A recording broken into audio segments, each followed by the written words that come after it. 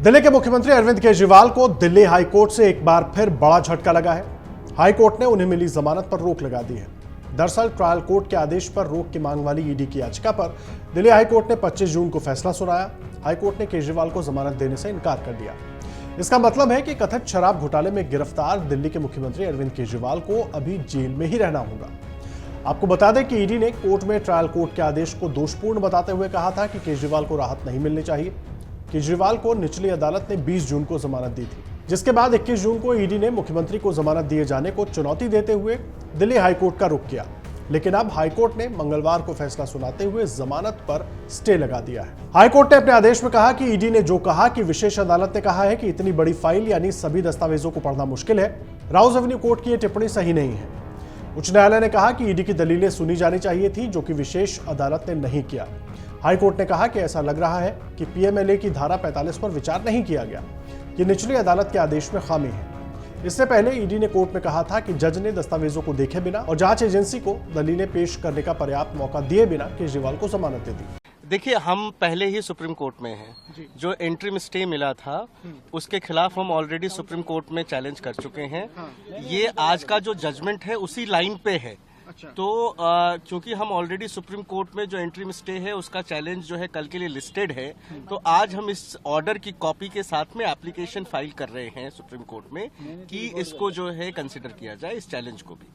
Sir, जो कल आपकी सुप्रीम कोर्ट में याचिका पर सुनवाई होनी है, वहां आप राहत की कितनी उम्मीद महसूस कर रहे हैं? क्योंकि हाईकोर्ट से कोई राहत अब नहीं मिली है और बड़ी कड़ी टिप्पणी और ऑब्जर्वेशन हाईकोर्ट ने अपने फैसले में की। देखिए, इस पे तो मैं कभी कुछ टिप्पणी नहीं करूंगा क्योंकि ये सब जुडिस मामला है। हमें सुप्रीम कोर्ट से उम्मीद है कि जब एक बार बेल ग्रांट कर दी जाती है तो उस बेल के ऊपर जो है कोई किसी तरीके का स्टे जो है वो हमारे अकॉर्डिंगली जो है वो जस्टिफाइड नहीं होता है। तो सर, आगे कल आपकी क्या इसमें दलीलें रहेंगी? जो हाईकोर्ट का फैसला आ गया है आपके खिलाफ, उसमें क्या आप बहस करने वाले हैं? क्या किन मुद्दों पर बहस करेंगे, किन पॉइंट पर करेंगे? Bail is a rule, jail is exception.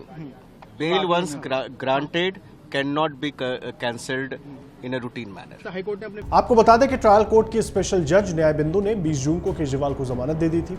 1 lakh रुपए के निजी मुचलके पर दिल्ली के मुख्यमंत्री को रिहा करने का आदेश दिया था।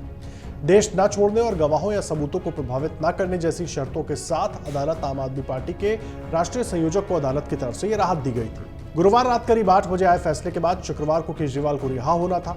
इससे पहले वो जेल से बाहर आते ईडी ने हाईकोर्ट का दरवाजा खटखटा दिया था। केजरीवाल ने अपनी जमानत पर अंतरिम रोक के खिलाफ सुप्रीम कोर्ट का भी रुख किया। हालांकि कोर्ट ने इस पर त्वरित सुनवाई या रोक हटाने से इनकार करते हुए कहा कि मामले को 26 जून तक टाल दिया। जस्टिस मनोज मिश्रा और एसवीएन भट्टी की अवकाश पीठ ने कहा कि हाईकोर्ट को अपना आदेश देने दीजिए, हम आपको 26 जून को सुनेंगे। इससे पहले सुप्रीम कोर्ट में सीएम केजरीवाल की ओर से पेश हुए वरिष्ठ वकील अभिषेक मनु सिंघवी ने कथित आबकारी घोटाले से जुड़े ईडी के मामले में जमानत आदेश पर उच्च न्यायालय की रोक हटाने का अनुरोध किया। ईडी की ओर से पेश एएसजी एसवी राजू ने केजरीवाल की याचिका का विरोध किया और कहा कि हाईकोर्ट उनकी रोक याचिका पर फैसला सुनाने वाला है। माननीय हाईकोर्ट ने अरविंद केजरीवाल जी की जमानत याचिका को रद्द कर दिया गया है। जो जमानत अरविंद केजरीवाल जी को निचले अदालत ने दी थी, माननीय हाईकोर्ट का मानना है कि निचले जज साहब ने ना तो डॉक्यूमेंट पढ़े, न उन्होंने अपना ब्रेन अप्लाई किया, माइंड अप्लाई किया और बिना उन्होंने सोचे समझे ये जमानत दी है। माननीय हाईकोर्ट का ये मानना है कि अरविंद केजरीवाल जी के खिलाफ शराब घोटाले के पुख्ता सबूत हैं, पैसे के लेन देन के सबूत हैं, किस तरह से उन्होंने पैसा अपने निजी लिए इस्तेमाल किया इसके भी सबूत हैं।